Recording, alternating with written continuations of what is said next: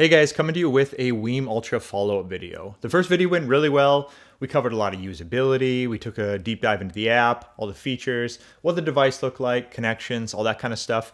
But it did generate a lot of questions from you guys. So I went through all my comments and I was just trying to look for trends, things like that, items that were of, the most concern for people. And so I took a number of those and we're going to answer them today. And just keep in mind that some of this is a bit of a moving target. WiiM has been kind of constantly putting out firmware updates as they find issues, things like that, or changes that are needed. So I'll bring you up to date on everything I know so far on these. Okay, getting into the first question, does this with a sub out make for an even comparison with the Bluesound Node? Could this be a future video? I've been using the Node for the sub out feature. I think a lot of people were using the Node for the sub out and bass management duties. It was one of the few streamers that wasn't huge amounts of money that was offering this to the wide range of consumers. Then on top of that, they had good software. The problem is now that WiiM offers more from the bass management side, comes in cheaper and in some ways has better software. I'm a fan of Bluesound products, but if I'm honest, I sold my Node probably about 6 months ago. I just didn't feel like I needed it with all the other streamers that I have right now, between all the different WiiM models, the DMP-A6, things like that. So the Node for me ended up kind of being the odd man out. I've heard of some upgrades coming for the Node coming soon as far as room correction goes, things like that. But right now I don't have one to test with.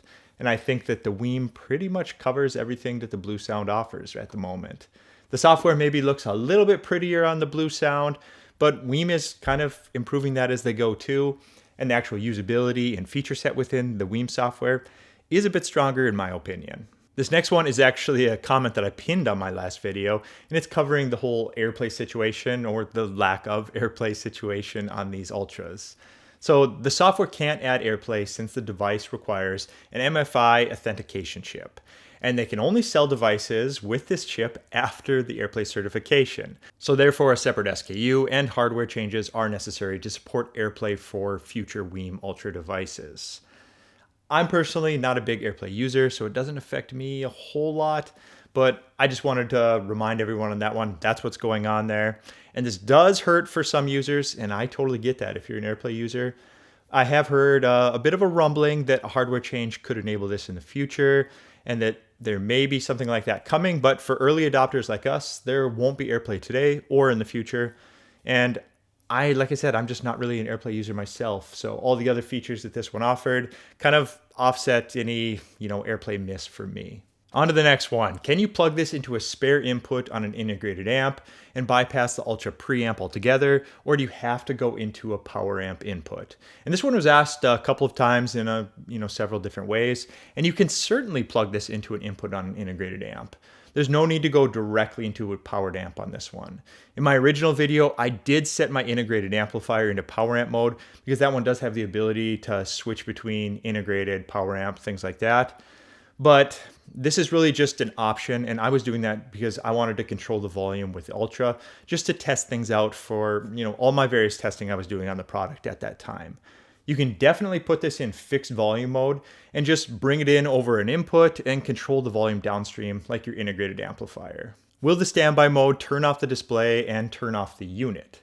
I don't want my unit to be on for days if I'm not using it. So there is a standby mode of sorts that can turn off the display if it's selected. Right now the only option to turn that off is on the screen itself, going through the settings, but hopefully we see that built into the app in the future. I'm guessing they're going to add that. It would probably be a pretty simple add that they could add in there, and people would like that because it's kind of a pain to have to go onto the screen and select that you want that to turn off when it's not in use. But that won't put the entire unit to sleep either. As for powering the entire unit down or putting it into a sleep mode, that's currently not an option at this time. And that is something I do see on my DMP-A6. If I hit the power, I have various power options for, like setting timers, going to sleep, things like that. We'll have to see if that can come in a firmware update, but right now we can put the screen to sleep so it does go black, but there isn't anything as far as a sleep mode where it just kind of shuts this whole thing down. So this is a good question, and it kind of breaches that whole area of getting a streamer or using a computer as a streamer.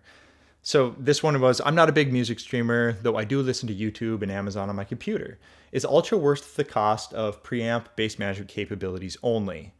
Not a lot of options for digital 2.1 preamp these days. So I think the streamer can be a definite value add over a computer, but that's going to depend if you're planning to utilize what it offers beyond just the streaming.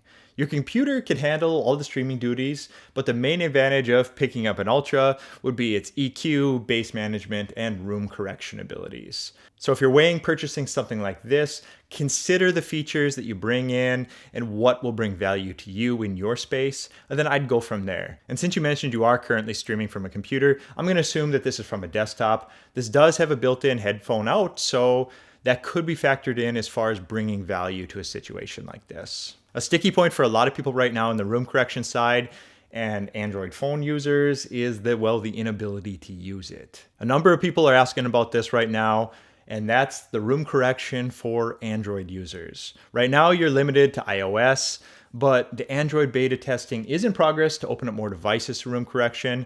You honestly shouldn't expect this to be a one and done update though. The difficulty with Android phones is the hardware is not the same between devices. So WiiM is having to offer mic calibrations for many different devices. It's similar to what Buchard Audio ran into with their room correction.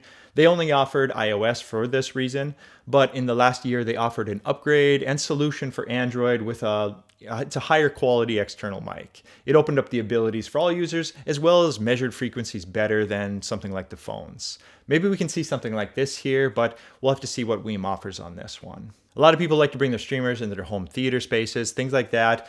More of a blended space that's used for a whole lot of different things, not just dedicated home theater. So they're wondering about home theater bypass on an analog input. And so something like this, it would be very useful. You can put this between your AVR and your amp, or going into your AVR. You could certainly do this. Just put the Ultra into a fixed volume mode and control it from the AVR itself. Just remember, you have this set in fixed volume mode. So any future changes, if you move this device around to other areas, just remember it's in fixed volume mode. So if you plug this in, you do risk playing this at max volume if you do not correct that setting down the road, if you plan to utilize the WiiM Ultra volume instead of something like your AVR in this case. This next one is more about some capabilities, things like that, as far as the screen and what we see on the screen. And that's if it's possible to revert the video signal to the TV, through the HDMI to show the playback, album art, things like that while we're streaming. And no, it's not capable of that. It would be pretty cool to mirror the app onto your TV to, have a much larger display than the one included, but we don't have that ability yet. And I have a feeling we won't see that on this Ultra. I'm a bit surprised that we don't see this one more often from other products, or we don't see a trend to start moving towards this. I know there's a couple out there, but it's certainly not used as often as it should be, in my opinion. A real quick question and answer here. Will the EQ still work if I add a separate DAC? And this one really is important. And yes, your EQ will still be in place. A lot of people are looking for comparisons, and this one, they probably looked at some of my previous videos and saw that I was an owner of an Audiolab 6000N. So they're wondering how this one compares as a transport only, sound quality wise, to an Audiolab 6000N. So my thought there was the 6000N was a great sounding streamer. So sound wise, it was transparent, very similar to what the Ultra offers. But that's as far as I can go as far as comparisons, because I sold that one too. The 6000N had Play-Fi for software, and it was just a bit of a nightmare at all times to use. I dealt with, lag, crashing, inability to switch between tracks, all kinds of things. Play-Fi was a lot worse then, and I know they've done a lot of updates to this point today, but I haven't played around with it. I guess I just haven't given them another shot yet. I have some powered SVS speakers that still use that I could update to see if there's some improvements there, but for right now, I can't give you a comparison. All I can say is that the WiiM device has a lot higher usability than what I had previously seen from Play-Fi devices like the 6000N. The next question is about the Phono stage. People are curious what the quality is from, the internal offerings that are in the Ultra, and if it's going to suffice, and how does something like that compare to some of the other budget-friendly Phono stages that we see in other devices. So this one says they want to know about the Phono Pre, as they have an iFi Zen Phono in their actual setup, and I have one of those as well. And they're guessing that the iFi delivers more quality, but they just kind of want to know my opinion on it since I've had this around.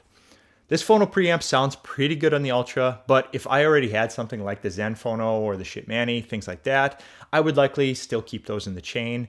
The sound from the Ultra is great for what it is, and I would consider it good enough for most, but you will lose out on some of the flexibility for matching these to particular cartridges. I would say the Ultra straight away, give that a try, see how that sounds in your setup, and then bring in your current Phono preamp and see if anything is missed. If it still sounds great, sell the iFi Zen and the Ultra becomes even a better value at that point. Now we get into some fun ones, and I always get comments like this on videos, and it's really not a big deal. I appreciate all comments as long as it's not foul or negative to other people in the comments section. But this one just basically said, this sounds like a big box of compromises. No thanks. So like I said, these are fine. I don't mind these comments. A product like this isn't for everyone, but I would be curious what all the compromises are. Is it the transparent sound, the bass management that high dollar designs miss, or the room correction on a product under $350? Seems like a big box of value to myself more than compromises, but what do I know? The next one is more coming directly at me. This thing is producing sound, and they're basically quoting me saying that I'm not covering that. They want me to talk more about the sound quality and compare to other devices in that aspect, like how it compares to the DMP AX6, because everyone knows how to navigate through menus and features we find online. Sorry, I don't like your review. There's always going to be comments like this, and in my opinion, the streamers, the functionality comes first and foremost. If the streamer isn't stable for one, it's a dud. If it's laggy, you're unlikely to use it. If it's missing streaming platforms, you're likely shopping elsewhere. Basically, the usability and day-to-day function of the streamer is what I want people to see. I want end users to have a good idea what it's like to live with this device day in, day out. As far as the sound, yes, it is producing sound. Transparent, jitter-free sound that'll be passed to your amplifier and speaker in a way that your speakers will have the final say in how this device sounds. It's also much more difficult to say how something sounds when you involve room correction. It's a moving target. Everyone's space is going to sound different. I don't mind these comments, but at the same time wonder what they want. Would you like me to make up terms about like the oozing mid-range? It's just not going to happen on a video like this. Oh, and there was one that I forgot that I did see a number of times too, and that was they were talking about the video that I posted before, and in the output section they weren't noticing USB out as an option, and that is a deal breaker for a lot of people. And I can gladly tell you that that does work. You won't see that output appearing there unless you have a USB DAC plugged in and it's detecting it. Then everything works and it's good to go. So that'll do it for this one. If I didn't cover your questions, make sure to ask it down below. I'll try to get you an answer if I know it. If not, maybe I can go to WiiM to see what they have to say. I think I covered most of the basics of what I was being asked in my comment section. But if anything new comes up, feel free to ask. It's kind of changing constantly with new firmware updates that they're pushing out. They're correcting a lot of problems as they go with this one. And the good news is I think this product is going to get better and better as we go here. So it's really exciting. I think a product like this is great for the market. It's going to challenge a lot of high dollar competitors, make them a little nervous. Maybe we'll see some better prices in the future on other products as well because of things like this. So like I said, comment below any questions. I'll do what I can. If not, you guys take care. Please like, comment, subscribe if you haven't already. All that makes a huge difference to my channel and I do appreciate it. I'll talk to everyone later. See ya.